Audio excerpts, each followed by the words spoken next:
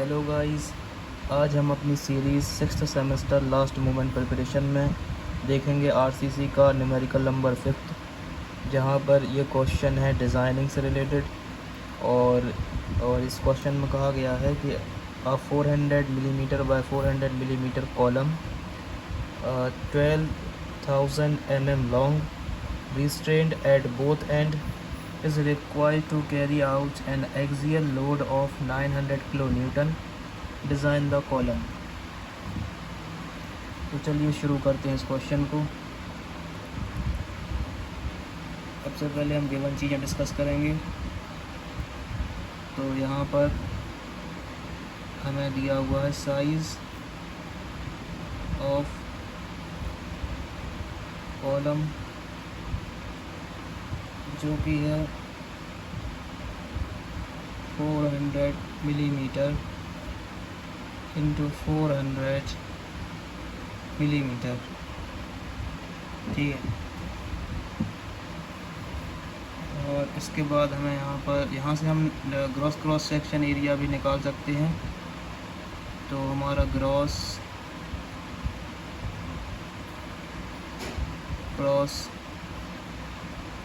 Section area वो हो जाएगा 1640 मिलीमीटर स्क्वायर। ठीक है, इसके बाद अगर हम देखें तो क्वेश्चन में गिवन है हमें एंड कंडीशन, मतलब हमें अपने कॉलम की एंड कंडीशन भी गिवन है, और वो कंडीशन है रिस्ट्रेंड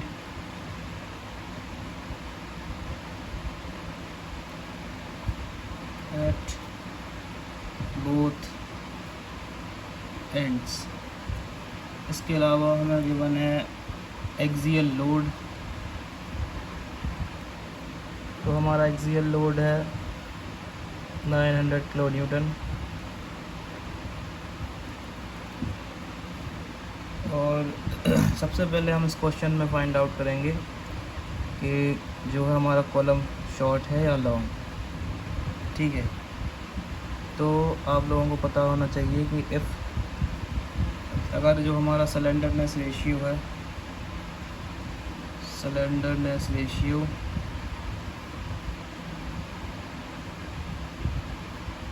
जो होता है इफेक्टिव लेंथ अपॉन लीस्ट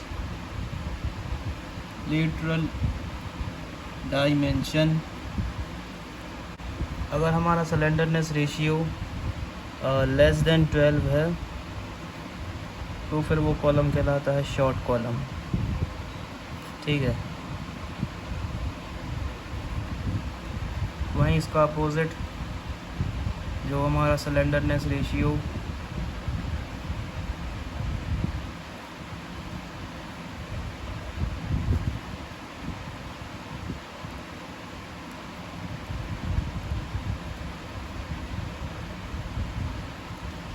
वो अगर 12 से ज़्यादा है तो ऐसे कॉलम को हम कहते हैं लॉन्ग कॉलम। ठीक है, तो इस क्वेश्चन में सबसे पहले हम यही फाइंड आउट करेंगे कि हमारा कॉलम किस प्रकार का है, फिर बाकी की चीज़ें भी प्रोसीड कर रहे हैं। तो सिलेंडरनेस रेशियो निकालने के लिए हमें जो है एल इफेक्टिव की वैल्यू निकालनी होगी। तो एल इफेक्टिव की वैल्यू निकालने के लिए आपको जाना होगा अपने कोडल प्रोविज़न में। यहाँ पर हमें अपने एल इफेक्टिव निकालने के लिए कोडल प्रोविज़न में जाना होगा, पेज नंबर 94। ठीक है, और हमें क्या कंडीशन गिवन है, एंड कंडीशन गिवन है रिस्ट्रेंड एट बोथ एंड। तो इसे आप कह सकते हैं fix from both and, fix from both and. और पेज नंबर 94 पे आपको देखना है एल इफेक्टिव की वैल्यू। तो यहाँ पर हमें इफेक्टिव लेंथ की वैल्यू देखनी है रिकमेंडेशन वाली। ठीक है, तो हम अपनी एंड कंडीशन के हिसाब से एल इफेक्टिव की रिकमेंडेड वैल्यू देखेंगे, वो है 0.65 L। ठीक है, और यहाँ पे और यहाँ पर जो एल है वो है हमारा अनसपोर्टेड लेंथ, जो कि हमें क्वेश्चन में ही गिवन था। ठीक है, क्वेश्चन में गिवन है the column of 12,000 mm long. ठीक है, इसी को हम क्या देते हैं, अनसपोर्टेड लेंथ, स्मॉल एल से डिनोट करते हैं और उसकी वैल्यू क्वेश्चन में गिवन है 12,000 mm। ठीक है, यहाँ पर हम एल की वैल्यू करेंगे पुट।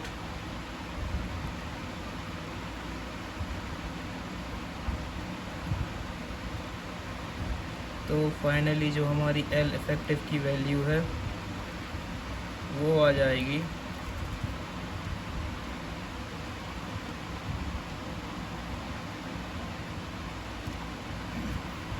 7,800 mm। ठीक है,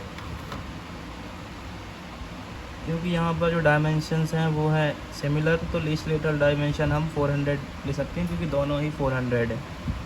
तो यहाँ पर हम निकाल देंगे अपने स्लेंडरनेस रेशियो की वैल्यू।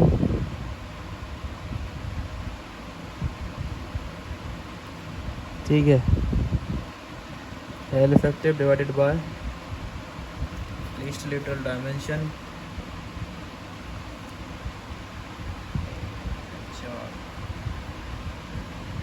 तो हमारे स्लेंडरनेस रेशियो की वैल्यू आई है 19.5। ठीक है,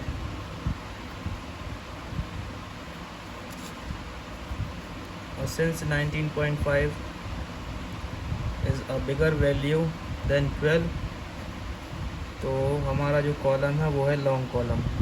ठीक, तो हमारा स्लेंडरनेस रेशियो की वैल्यू जो कि थी 19.50, since this value is greater than 12, इसलिए जो हमारा कॉलम है वो है लॉन्ग कॉलम। ठीक है, तो फॉर लॉन्ग कॉलम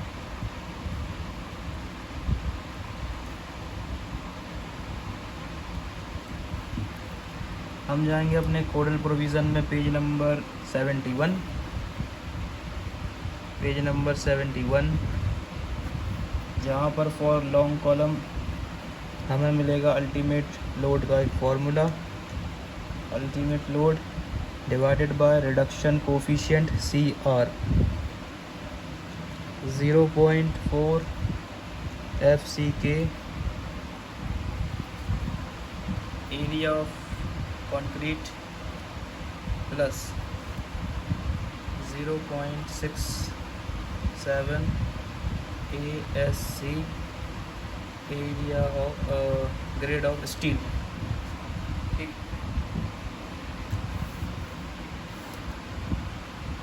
तो यहाँ हम डिस्कस करते हैं अपनी PU की वैल्यू। PU के लिए एक डायरेक्ट फार्मूला है। PU मतलब अल्टीमेट लोड और फैक्टर्ड लोड।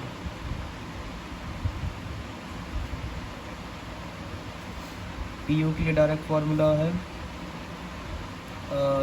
सेफ्टी फैक्टर, जैसे मैक्सिमम टाइम लेकर चला जाता है कितना 1.5 इंटू एक्सियल लोड। ठीक है, तो ये है हमारा PU का फॉर्मूला, जिसकी हेल्प से हम निकालेंगे PU अल्टीमेट लोड की वैल्यू। तो PU equals to 1.5 into axial load 900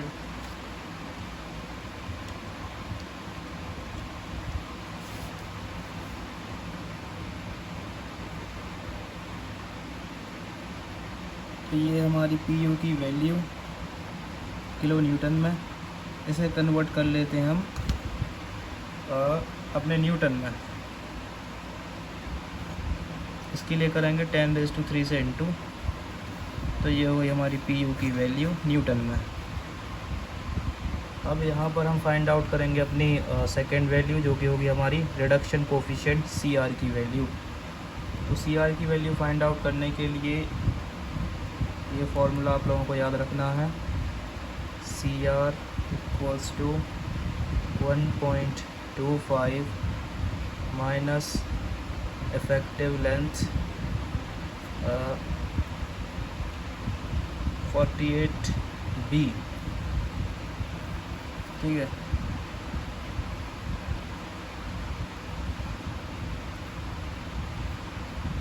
इसकी वैल्यू एल इफेक्टिव की वैल्यू थी हमारी इतनी 4800।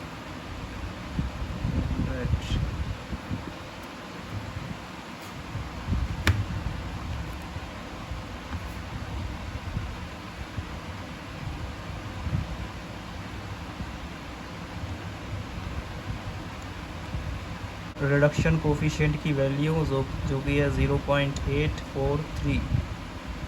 ठीक है, तो यहाँ पर जो है इस फॉर्मूले के लिए हमने फाइंड आउट कर लिया PU की वैल्यू, रिडक्शन कोफिशिएंट की value.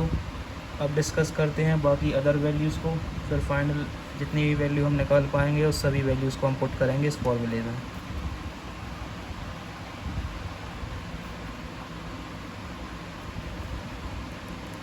Since gross cross section AG equals to area of concrete plus area of steel compression।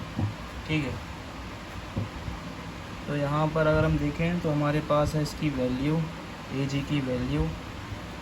AG की वैल्यू थी इतनी, और ASC को हम भेज देते हैं यहाँ पर minus ASC equals to AC। ठीक है,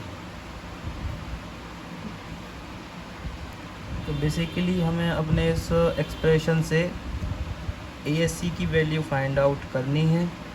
इसके लिए हम अगर हम इसको मान लें इक्वेशन नंबर 1, तो हम AC की वैल्यू इक्वेशन नंबर 1 में पुट करेंगे। Put in equation 1। ठीक है,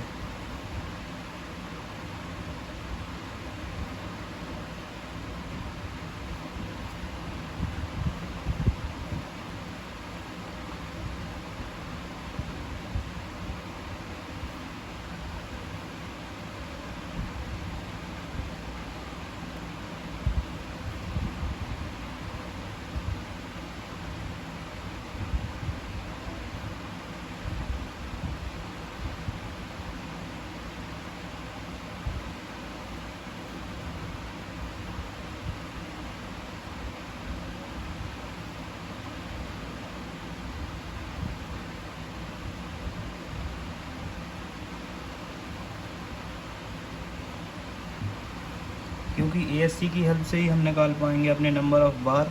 ठीक है, तो यहाँ पर इसको सॉल्व करते हैं।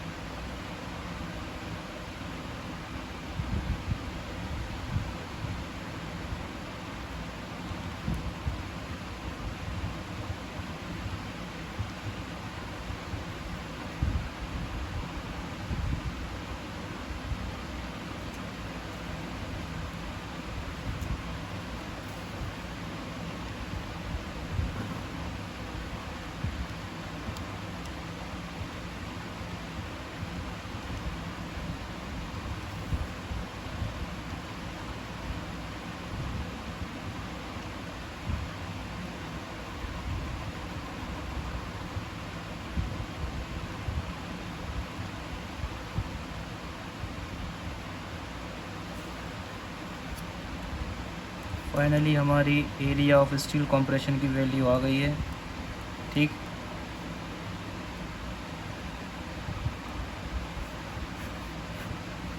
Millimetre square. अब हम निकालेंगे अपने नंबर ऑफ़ बार।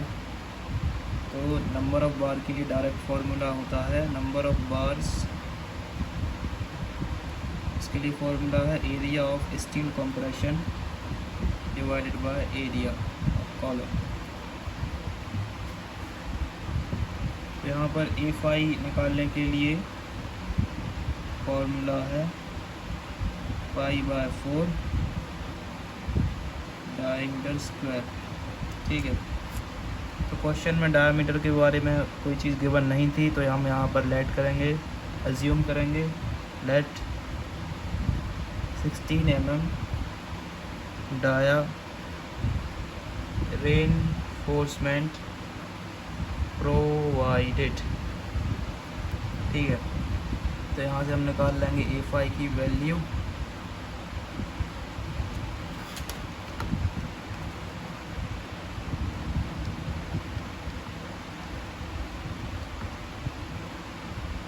जो किया जाएगी लगभग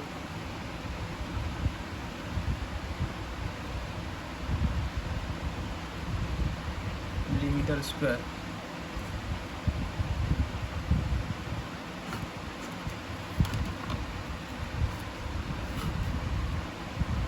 अब हम देखते हैं number of bars. Number of bar AC की वैल्यू आई थी लगभग इतनी। ठीक, डिवाइडेड बाय 1।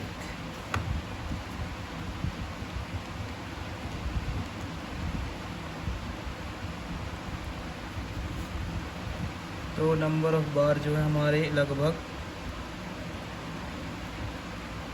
आ चुके हैं 6। ठीक है,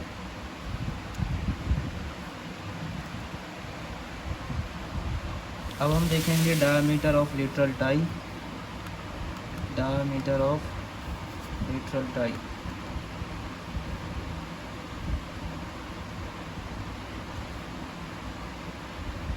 जिसके लिए हम यूज़ करेंगे एक criteria. Diameter of lateral tie को हम रिप्रेजेंट करते हैं 5T से। तो 5T की वैल्यू हमें लेनी है मैक्सिमम ऑफ, ठीक है,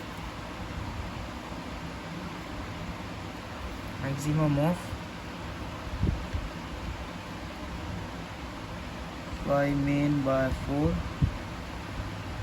और 6 mm। ठीक है, तो जो हमारा 5 मेन था उसका जो डायमीटर था वो था 16 mm।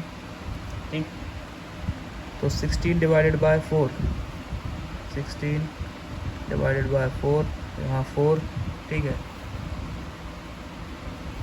और यहाँ पे है 6, मतलब हम लेंगे यहाँ पर 6 को हम करेंगे अडॉप्ट, और सिर्फ 6 से भी थोड़ा सा आगे हम यहाँ पर प्रोवाइड कर देंगे प्रोवाइड 8 mm, क्योंकि हमें यहाँ पर थोड़ी मैक्सिमम वैल्यू लेकर चल रहा होता है डायमीटर ऑफ लेटरल टाई में।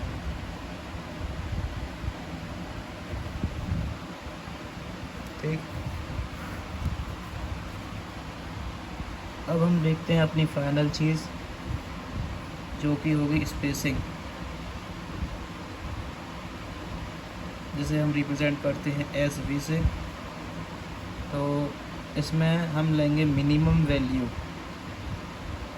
वैल्यू ऑफ फॉलोइंग क्राइटेरिया, जिसमें से हमारा पहला नंबर का होगा लीस्ट लेटरल डायमेंशन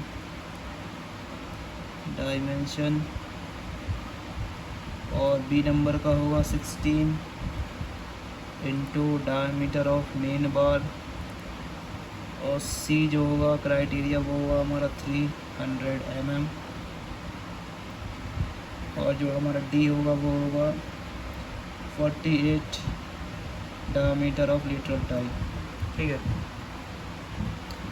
तो यहाँ पर लीस्ट लेटरल डायमेंशन, क्योंकि हमारे दोनों ही डायमेंशन इक्वल थे इसलिए 400 यहाँ पर 16 इंटू 5 मेन, 5 मेन की वैल्यू भी थी 16, 16 का square.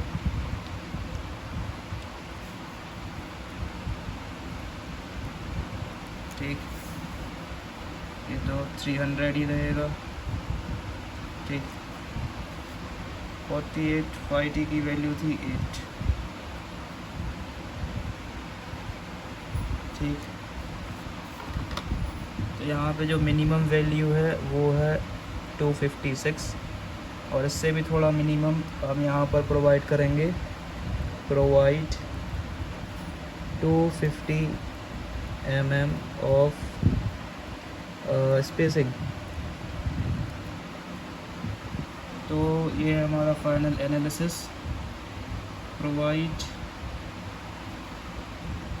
8 mm dia lateral tie at the rate 250 mm center to center. Thanks for watching.